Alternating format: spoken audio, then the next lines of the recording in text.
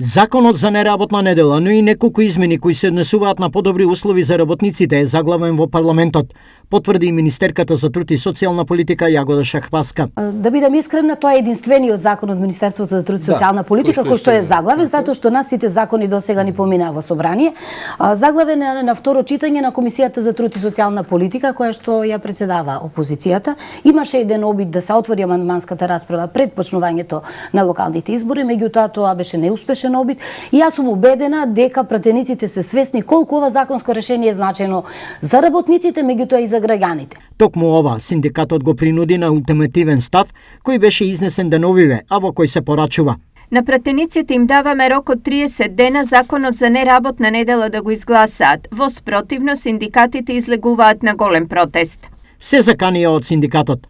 Сепак, освен овој, предвидени се измени и носење на нови закони во интерес на работниците, а кои се во согласност со европската законска регулатива. Министерството за труд и социјална политика како надлежно за креирање на политиките од сферата на трудот работи на системскиот закон за работни односи, кој представува устав кога говориме за сферата на трудот, едно законско решение кое што веќе старо ги надминало предизвиците на сегашноста. Затоа ве прашувам, бидејќи знам дека работите. Да, тој закон е готов, издрафтиран и го работевме на вистина со учество и на представници на синдикатите, на организација на работодавачи, како на репрезентативни, така и на нерепрезентативни, со поддршка на меѓународна организација на трудот, која што ни помагаше во црпење на искуствата на директивите, препораките од меѓународното законодавство во сферата на трудот, домашните експерти од трудовото право и ова законско решение е подготвено.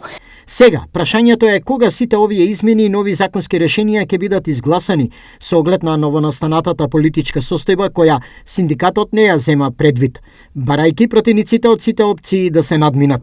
Пратениците досега требаше својата работа да ја завршат, а сметаме и дека работничките права на сите политички субјекти им се подеднакво важни. Оттуку уште еднаш апелираме да се обединат кога во прашање се работниците и да го направат тоа што работниците и го заслужуваат. Нагласуваат од синдикатот.